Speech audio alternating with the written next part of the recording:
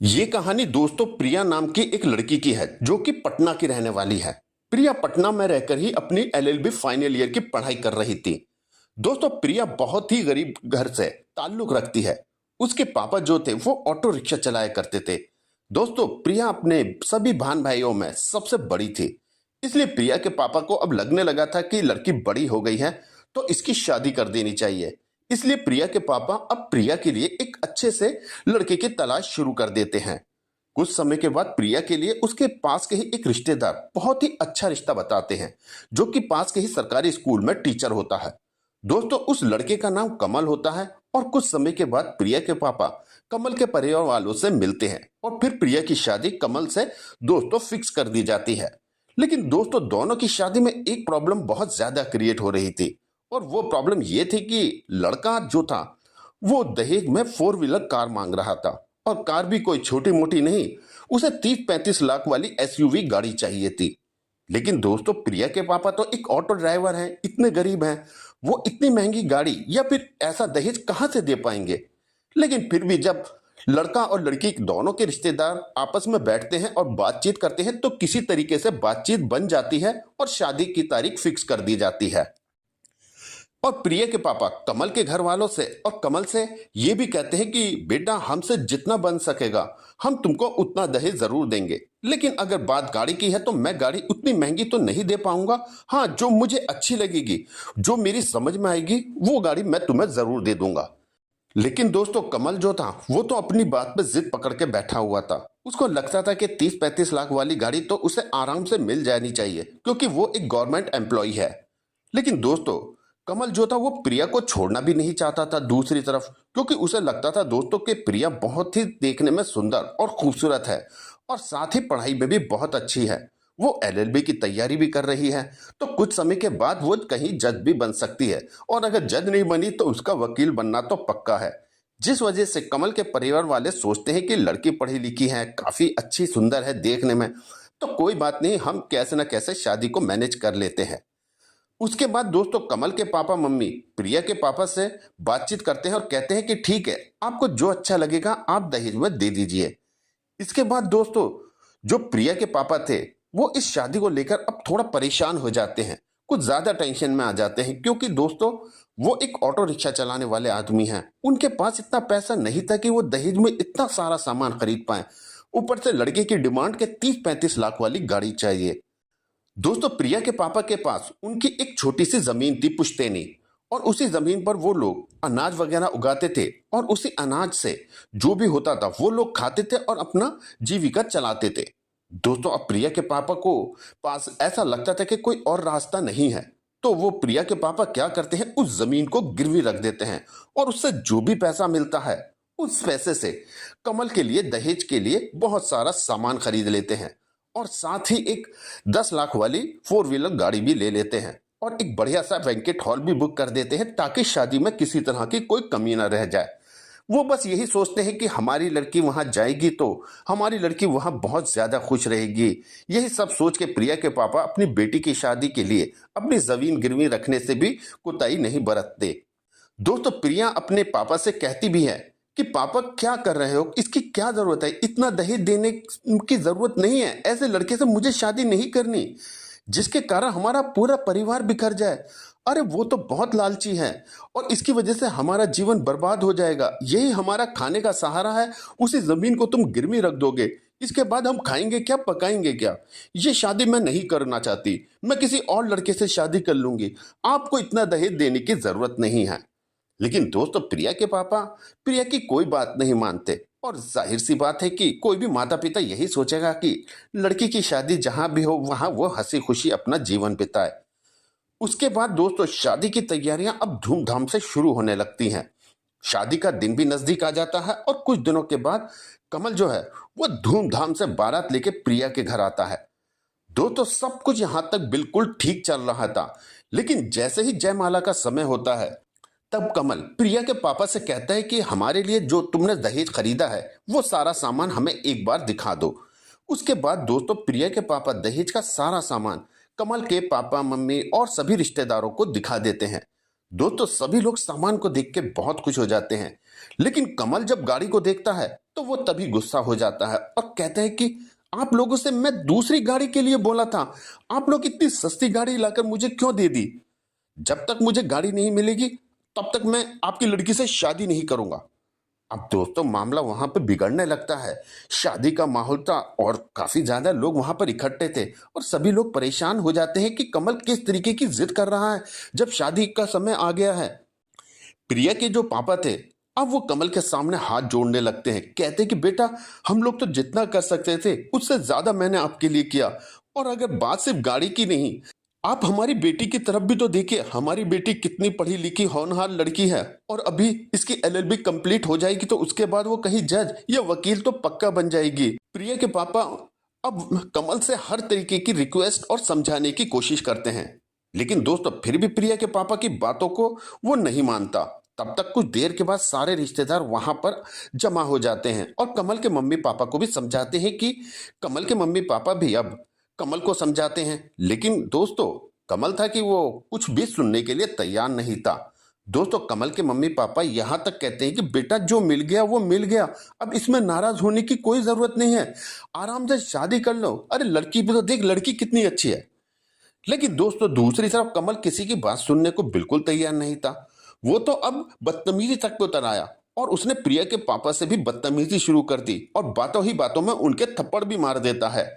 लेकिन दोस्तों प्रिया के पापा इसके बाद भी कमल के पैर पकड़ के उससे माफी मांगते हैं और कहते हैं कि मैं आपसे विनती करता हूँ, हाथ जोड़ता हूँ, मेरी बेटी की जिंदगी बर्बाद हो जाएगी, हमारी बेटी बहुत अच्छी है, इससे कोई गलती नहीं होगी, अगर फिर भी बात सिर्फ गाड़ी की जिद की है तो मुझे कुछ समय दो, मैं तुम्हारे लिए वैसी ही गाड़ी कैसे न कैसे करके अरेंज करके दूंगा, आप लोगों को जितना भी मिल रहा है इस समय आप लोग वो रख लो और लड़की से चुपचाप शादी कर लो।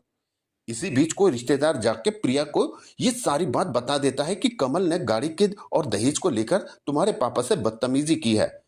दोस्तों प्रिया को जब ये बात सुनती है तो वो बहुत ज्यादा परेशान हो जाती है, क्योंकि प्रिया तो रूम में सच समझ के बैठी हुई थी और वो तो बस अब जयमाला की तैयारी कर रही थी। बस उसको वेट था कि कब समय आएगा और वो कब लोग जयमाला के लिए जाएंगे, अपने पति को वरमाला डालेगी। लेकिन दोस्तों जब उसको ये पता चला कि कमल उसके पापा को मार रहा है, बदतमीजी कर रहा है, दोस्तों प्रिया तुरंत दौड़ते हुए अपने पापा के पास जाती है। वहां जब वो जाती है तो सब कुछ उसको पता चल जाता है कि कमल जो है वो न सिर्फ गाड़ी के चक्कर में बल्कि और भी सामान को लेके उनसे बदतमीजी कर रहा था। दोस्तों प्रिया बहुत ज्यादा कमल के ऊपर गुस्सा हो जाती है और उससे बहुत ज्यादा नाराज होते हुए उससे कहती है कि तुम्हारे जैसे लालची इंसान से अब तो मैं जिंदगी में कभी शादी नहीं करूंगी, अरे चाहे मेरी जिंदगी बर्बाद हो जाए, पूरा जीवन मुझे घर पे बैठा रहना पड़े, लेकिन मैं तब भी तुमसे शादी नहीं करूंगी। दोस्तों प्रिया अपने पापा से भी कहती है कि पापा मैं तो तुमसे बहुत पहले मना कर रही थी कि जो लड़का इतना ज्यादा दहेज लेकर मुझसे शादी करेगा तो क्या पता वो लड़का मुझको खुश रख पाएगा या नहीं रख पाएगा। अगर सोचे कि मैं इससे के साथ शादी करके इसके घर भी चली जाती हूँ तो ये हमेशा मुझे इसी तरह से प्रताड़ित करेगा, जलील करेगा और मुझे मारेगा पीटेगा और हमेशा दहेज को लेकर मुझे प्रताड़ित करता रहेगा। ऐसे लड़के से शादी करने से अच्छा है कि मैं पूरी जिंदगी घर पे ही बैठ के बिता दूं। दोस्तों ये सब सुनने के बाद भारत के लोग भी सभी लोग परेशान हो जाते हैं और सभी हैरान थे कि आखिर ये हो क्या रहा है। उन लोगों के भी समझ में नहीं आ रहा था कि वो करे तो करे क्या, कैसे एक दूसरे के परिवार को समझाएं। लेकिन दोस्तों दूसरी तरफ कमल वो तो अभी भी अपनी जिद पर पूरी तरह से अड़ा हुआ था और कहता है कि जब तक गाड़ी नहीं मिलेगी तब तक शादी नहीं होगी। दोस्तों इन्हीं चीजों में झगड़े होते होते रात के 12 बज लेते हैं। जब रात के 12 बजते हैं तो दोनों अब एक दूसरे की बात मानने को तैयार बिल्कुल भी नहीं थे, जिस वजह से जो कमल था अब वो अपनी बारात लेके वापस अपने घर की तरफ को चल देता है। अब दोस्तों प्रिया के घर वाले ये देख के रोने लगते हैं और काफी विन्नतें करते हैं और उसके बाद बहुत ज्यादा परेशान हो जाते हैं, क्योंकि दोस्तों बड़ी मुश्किल से तो पैसों का इंतजाम किया गया था और जब शादी करने की बारी आई तो लड़का बारात ही लेके अपने घर वापस चला गया। यही सब सोचकर प्रिया के घर वाले बहुत ज्यादा परेशान हो जाते हैं। लेकिन दोस्तों प्रिया भी अब बहुत ज्यादा टूट चुकी थी, उसके भी समझ नहीं आ रहा था कि वो करे तो आखिर करे क्या, क्योंकि दोस्तों जो जमीन उन लोगों के पास थी उस जमीन को वो लोग जिससे खेती करते थे वो तो पहले से ही गिरवी रखी हुई थी, ऊपर से जो पैसा उन लोगों को मिला था उस पैसे का तो वो सब कुछ सामान खरीद चुके थे, जिस वजह से अब उनका ये सारा सामान का भी नुकसान हो गया, जमीन भी गिरवी रख दी।